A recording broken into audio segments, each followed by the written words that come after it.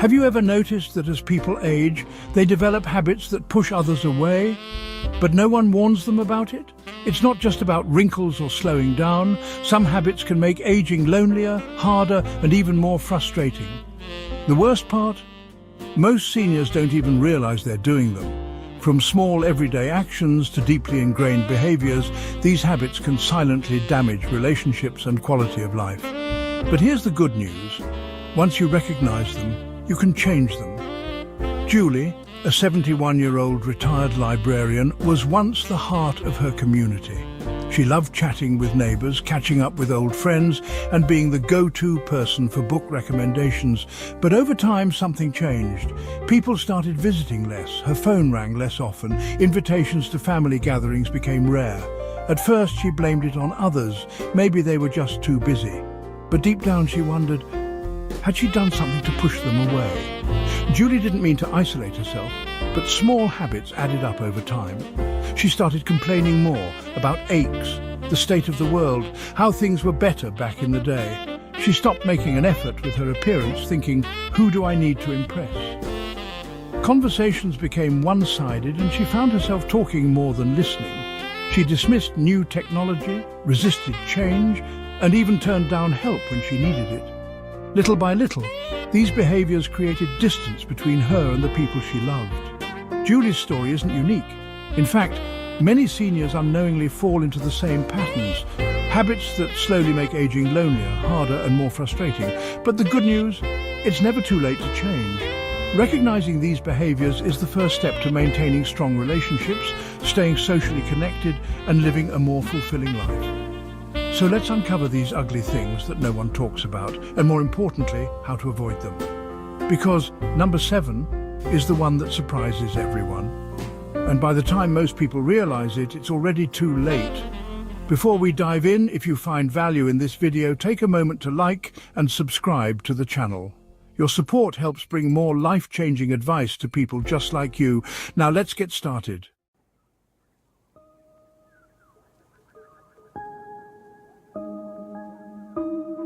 Number 1. Becoming too negative or critical.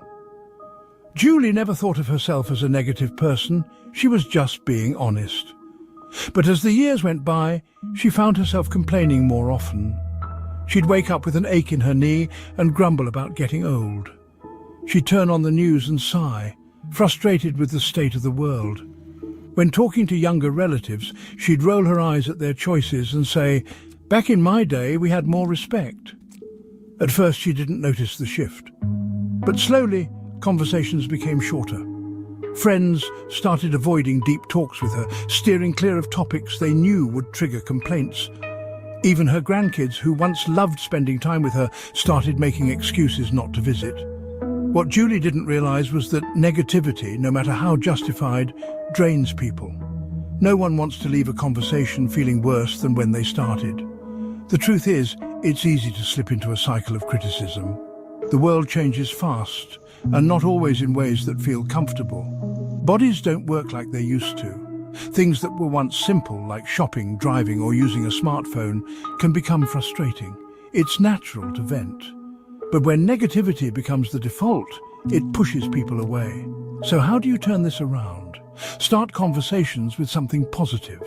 Instead of leading with complaints, begin with gratitude. I woke up feeling good today. The sunset was beautiful last night. I just read an interesting article. Positive energy is contagious, and people are drawn to those who lift them up. Set a complaint limit.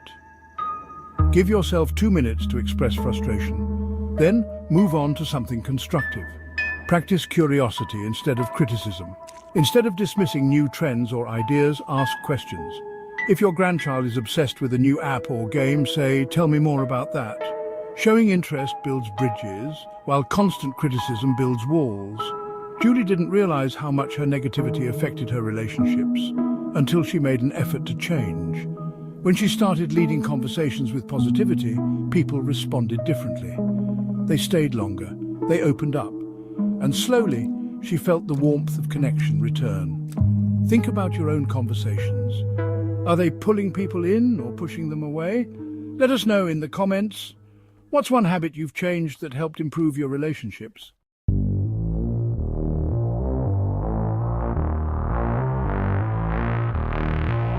Number 2, ignoring personal hygiene and appearance.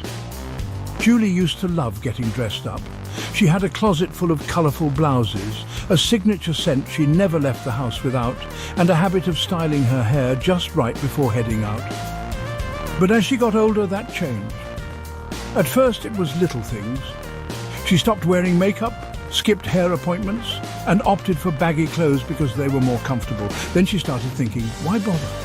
She wasn't trying to impress anyone anymore. Days passed without her changing out of her house clothes, and she rarely looked in the mirror. She convinced herself it didn't matter, but deep down, something felt different. She noticed it in the way people treated her. Strangers who once complimented her cheerful outfits now barely made eye contact. Friends stopped inviting her out as often, and when she looked at old pictures, she barely recognized the vibrant woman she used to be. What Julie didn't realize was that how you present yourself affects how others see you, and more importantly, how you see yourself. Taking pride in your appearance isn't about vanity. It's about self-respect, confidence, and staying engaged with the world. How to turn this around? Get dressed every day, even if you're not going anywhere. It doesn't have to be fancy. Just clean, well-fitting clothes that make you feel good. Wearing something you love can instantly lift your mood. Maintain your hygiene routine. Shower regularly, keep your nails trimmed, and don't skip small grooming habits like brushing your hair or moisturizing your skin. These simple acts tell your brain, I matter. Wear colors that make you feel lively. Bright colors or well-coordinated outfits can boost your mood and make you feel more put together. Accessorize with something meaningful. A favorite watch, a nice pair of earrings, or even a spritz of perfume can bring back a sense of joy and identity. When Julie started making small efforts, brushing her hair, wearing her favorite blouse and putting on a little lipstick, she noticed an immediate difference. When she walked into a room, people smiled at her again. She felt lighter, more confident, and most importantly, like herself again. Your appearance is a reflection of how you feel inside. When you take care of yourself, you show the world and yourself that you're still very much alive and engaged. What's one small thing you do to feel your best every day? Share in the comments. We'd love to hear your tips.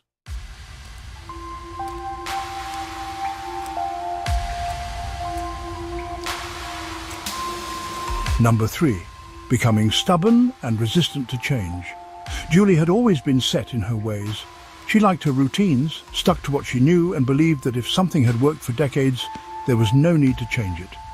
So when her kids and grandkids started communicating through text messages instead of phone calls, she resisted. I don't need to learn all that, she'd say, waving off their offers to teach her. If they want to talk to me, they can call. But the calls became less frequent. Family members were still sharing updates, but in group chats she refused to join. They sent pictures, funny videos, and birthday reminders, things she never saw. When she finally realized she was missing out, it wasn't just about technology. It was about staying connected to the people she loved. The truth is, stubbornness can lead to isolation. It's easy to believe that change isn't necessary, especially after living a certain way for decades. But refusing to adapt, whether it's learning a new skill, trying a new way of doing things, or embracing modern conveniences, can quietly push people away. How to stay open to change? Say I'll try instead of I don't need that. The willingness to try keeps you engaged and mentally sharp. Instead of shutting something down immediately, give it a chance. Ask for help and make it a bonding experience. Instead of resisting, let your grandkids or children teach you something new. Learning together creates meaningful moments. Embrace small changes first. You don't need to become a tech expert overnight, but small adjustments, like sending a simple text, trying a new hobby, or watching a show your grandkids love, help you stay connected to the world around you. When Julie finally let her granddaughter teach her how to text, she was surprised by how easy it was. More importantly, she saw what she had been missing: daily photos of her great-grandkids, inside jokes and quick check-ins that made her feel loved. By letting go of resistance, she regained something far more valuable: a stronger connection with the people she cared about most. What's something new you've learned recently that helped you stay connected? Share in the comments. We'd love to hear your experiences.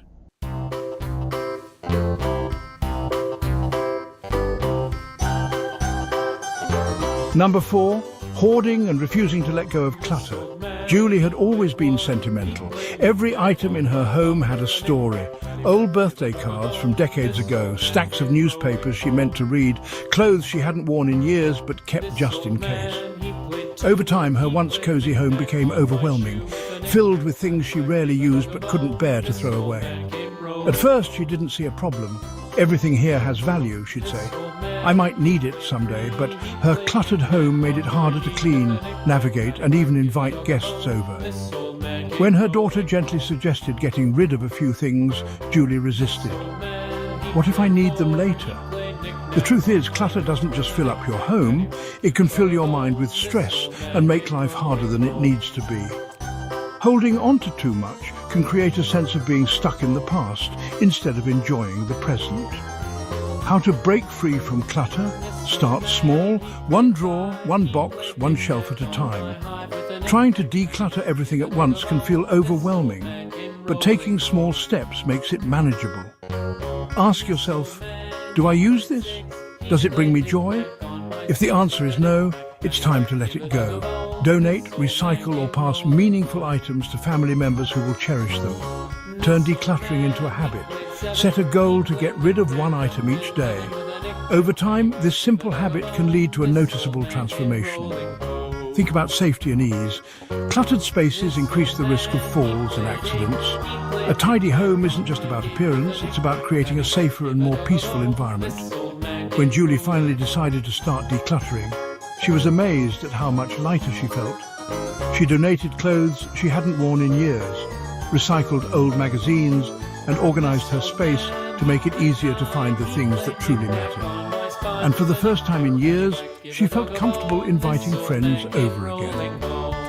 Letting go of clutter isn't about losing things, it's about making room for a better, simpler, and more peaceful life. What's one thing you've decluttered that made a big difference in your life? Share in the comments. We'd love to hear your journey. Have you ever felt? Are you listening? Damn. Number 5. Losing patience with others too quickly. Julie never considered herself an impatient person until little things started getting under her skin. Yeah. One afternoon at the grocery store, she stood in line, waiting for the young cashier to finish bagging her groceries. He was slow, fumbling with the bags, and Julie felt frustration bubbling up inside her. "Can't you move a little faster?" she muttered, shaking her head. The moment she said it, the cashier looked down, embarrassed. That's when Julie noticed his hands trembling slightly. He was new, nervous, and just trying his best. It hit her. Was she becoming the very person she used to dislike? Quick to snap, slow to show grace? As we get older, it's easy to lose patience with others, especially when things don't go as fast as we'd like. But frustration doesn't just make life harder for those around us, it raises our own stress levels too. How to stay patient and kind. Pause before reacting. When you feel irritation creeping in, take a deep breath. Ask yourself, is this really worth getting upset over? Shift your perspective. The slow driver might be someone's grandfather. The distracted cashier could be a struggling student. A little patience can turn frustration into understanding. Use small moments as reminders to practice kindness. Instead of snapping, offer a smile or words of encouragement. A simple, take your time can make someone's day. Remember, life is easier when you let go of small annoyances. Choosing patience over frustration leads to less stress and better interactions with others. Julie made a conscious effort to slow down. The next time she was at the store, she smiled at the same young cashier and said, "You're doing a great job." His face lit up, and in that moment she realized a little kindness goes a long way. Have you ever caught yourself losing patience too quickly? How do you handle frustrating moments? Share your thoughts in the comments below.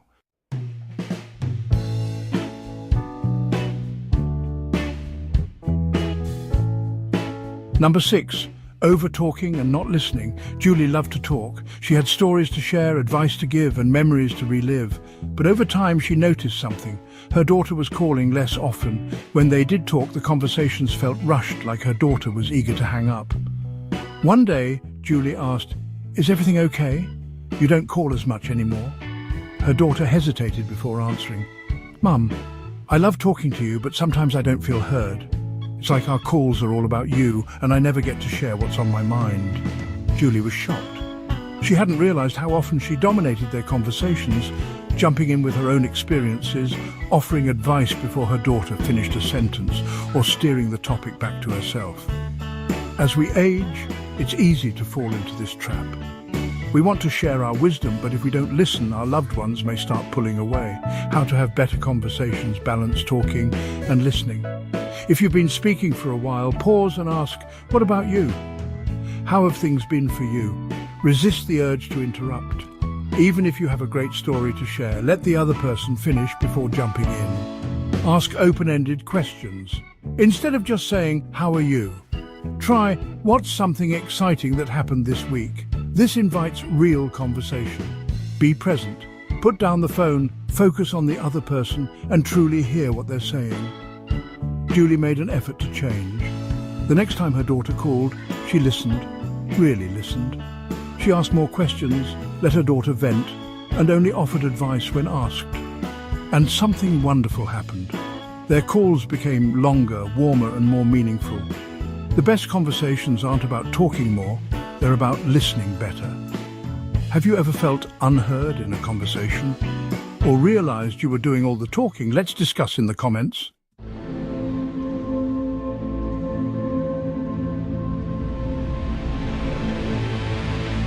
Number 7, pushing people away instead of asking for help. Julie prided herself on being independent. She had spent decades taking care of others, raising her children, managing a household, and even helping neighbors when they needed a hand. But as the years passed, simple tasks became harder. One afternoon, she struggled to lift a heavy grocery bag from her car. A kind young man passing by noticed and offered, "Need a hand with that?" Julie forced a smile and shook her head. "No, thank you, I've got it." But she didn't. As she dragged the bag inside, her back ached and frustration welled up inside her. She felt exhausted, not just from the physical strain, but from the loneliness that followed. She had pushed someone away who was simply trying to help. Later that night, she realized something painful. Her refusal to accept help wasn't making her stronger, it was making her more isolated. Why asking for help is a sign of strength, not weakness. Asking for help doesn't mean you're a burden, it means you're allowing others to care. People want to help, but if you keep refusing, they'll stop offering. Accepting help fosters connection. When you let someone assist you, it creates a moment of warmth and shared humanity. It makes life easier, not just physically, but emotionally. You don't have to struggle alone. It allows others to feel useful. Imagine if no one ever needed your help. You'd feel unneeded, right? Giving others the opportunity to help is a gift. How to change the habit. Next time someone offers help, practice saying, "Yes, that would be great, thank you." If you need support, ask directly. "Would you mind giving me a hand with this?" Remember, accepting kindness from others strengthens relationships, not weakens them. The next time Julie went to the store, she saw the same young man and smiled. "Actually," she said, "I could use a little help today." His face brightened as he grabbed her bag. And in that simple exchange, Julie felt something she hadn't in a while. Connected. Do you struggle with asking for help? Or have you ever felt the joy of helping someone else? Let's talk about it in the comments.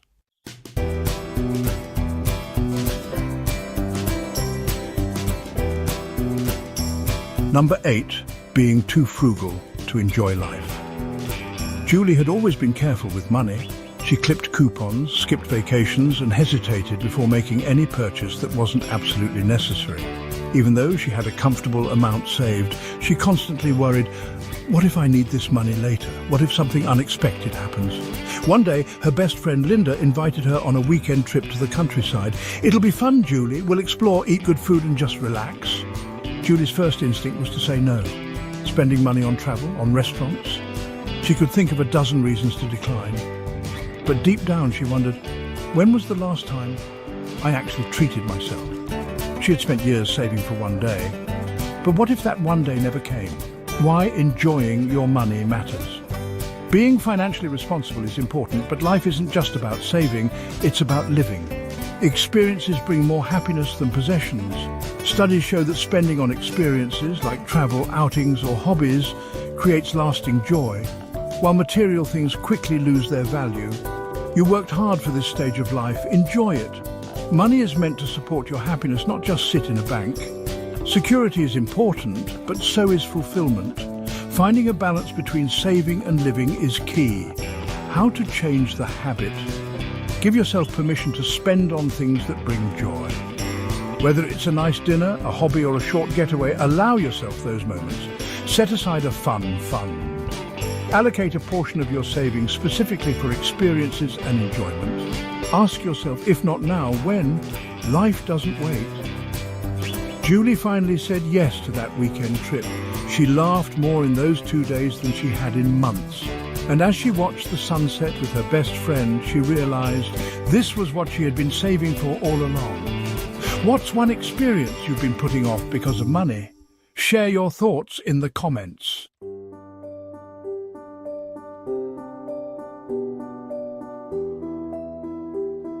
Number 9, talking down to younger generations. Julie adored her grandson Ethan. She looked forward to his visits, but lately they felt shorter and more awkward. He used to tell her about school and his favorite video games, but now their conversations were strained.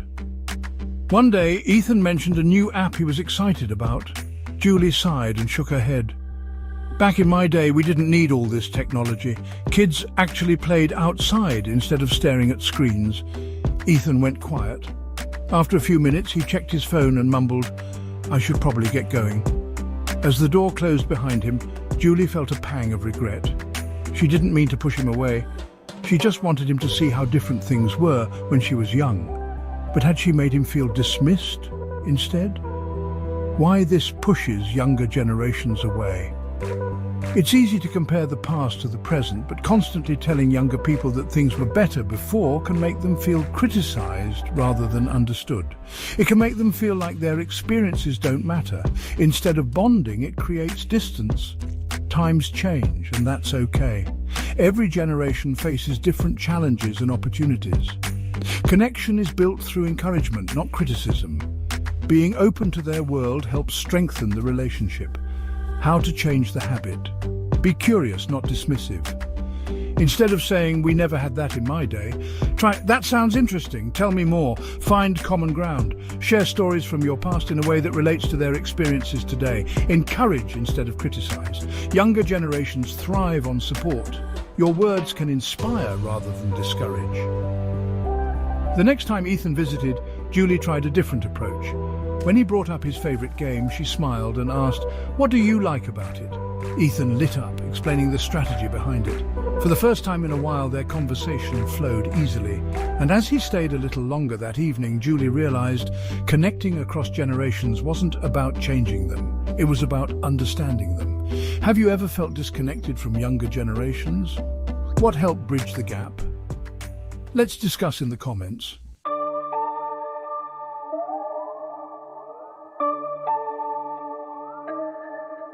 Julie sat by the window, staring at the falling leaves. Another holiday season was approaching, but instead of feeling joy, she felt a familiar heaviness in her chest. She couldn't stop thinking about the friend who had betrayed her years ago, the argument with her sister that was never resolved, and the things she wished she had done differently in life. The past had a tight grip on her, replaying in her mind like an old film she couldn't turn off. One day, her neighbor, Linda, noticed Julie's distant look and asked, "What's on your mind?" Julie sighed, "I just keep thinking about things I can't change." Linda smiled gently. Holding on to the past is like carrying a heavy suitcase everywhere you go. Imagine how much lighter you'd feel if you set it down. Why holding on to grudges and regrets is harmful. It steals your present joy. Dwelling on old wounds makes it hard to enjoy the good moments happening right now. It strains relationships. Bitterness can create distance between you and loved ones, even when you don't realize it. It affects your health. Stress from grudges can increase blood pressure, disrupt sleep, and even weaken your immune system. How to let go and find emotional freedom. Accept that the past can't be changed. Instead of asking, why did this happen? Try asking, what can I learn from it? Practice forgiveness, not for them, but for yourself. Letting go doesn't mean excusing bad behavior. It means freeing yourself from its hold. Focus on the present. When you catch yourself dwelling on the past, shift your attention to something positive in the moment. Write a letter, then let it go. If you're struggling to move on, write down everything you feel, then tear up the paper or burn it as a symbol of release. That night, Julie sat down with a piece of paper. She wrote down all the things she had been holding on to for years. Then, with a deep breath, she let them go. For the first time in a long while, she felt lighter. Have you ever let go of a past hurt? What helped you move forward? Share your thoughts in the comments.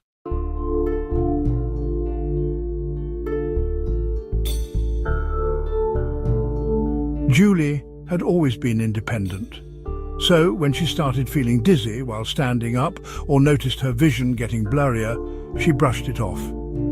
It's just part of getting older, she told herself. One morning, as she reached for a coffee mug in the kitchen, the dizziness hit her harder than usual. Before she could grab onto the counter, she lost her balance, falling hard onto the floor. The pain shot through her hip. Panic set in. She tried to move, but something wasn't right. Hours later, in the hospital, the doctor shook his head and said, "Julie, this could have been prevented if we had caught the issue earlier." Why ignoring health problems is dangerous. Small symptoms can signal bigger problems. Dizziness could mean dehydration or an early sign of a stroke. Fatigue could be normal aging or undiagnosed heart disease. Delaying checkups leads to worse outcomes. Many seniors ignore pain, shortness of breath, or sudden changes, only to discover later that early treatment could have made a difference. Prevention is easier than crisis management. A minor adjustment in diet, medication, or lifestyle could prevent major health scares. How to stay on top of your health. Listen to your body. Don't ignore symptoms just because they seem minor. If something feels off, it's worth checking out. Schedule regular checkups. Even if you feel fine, routine visits help catch hidden problems before they become serious. Don't downplay new symptoms. Sudden dizziness, chest pain, forgetfulness, or weight loss should never be ignored. Stay proactive. Eat well, stay active, and prioritize sleep. Your daily habits impact your long-term health. After recovering from her fall, Julie made a promise to herself. No more ignoring warning signs. She scheduled her next doctor's visit, started drinking more water, and even joined a balance class at the community center. She realized that staying independent didn't mean ignoring help. It meant taking control of her health before things got worse. Have you ever ignored a health issue that later became serious? What helped you take action? Let's talk in the comments.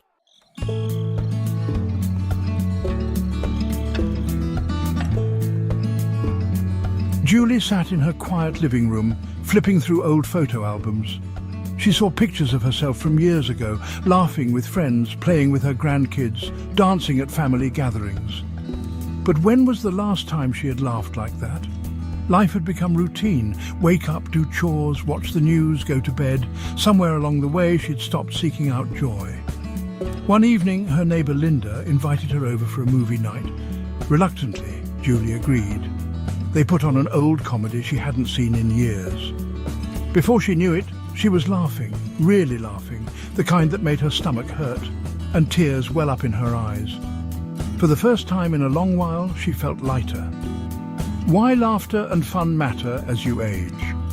Laughter reduces stress. It lowers cortisol levels, which helps improve mood and overall health. It strengthens relationships. People are drawn to those who bring joy. Laughter helps form deeper connections. It keeps you young, inside and out. Smiling and laughing improve circulation, boost immunity, and even help with memory. How to invite more joy into your life. Make time for fun. Watch a comedy, play games, or try something new. Surround yourself with people who make you laugh. Seek out positive, uplifting company. Find humor in everyday life. Don't take everything so seriously. Sometimes a small mistake or mishap is just a funny story waiting to be told. Reconnect with what made you happy. Did you love dancing, singing, telling jokes? Bring it back into your life. Julie left Linda's house that night feeling like a weight had been lifted. She realized that joy wasn't something that just happened. It was something she had to choose. The next morning, instead of turning on the news, she played her favorite music and danced around her kitchen. And for the first time in a long while, she felt alive. When was the last time you had a good laugh? Let's share some joy in the comments below.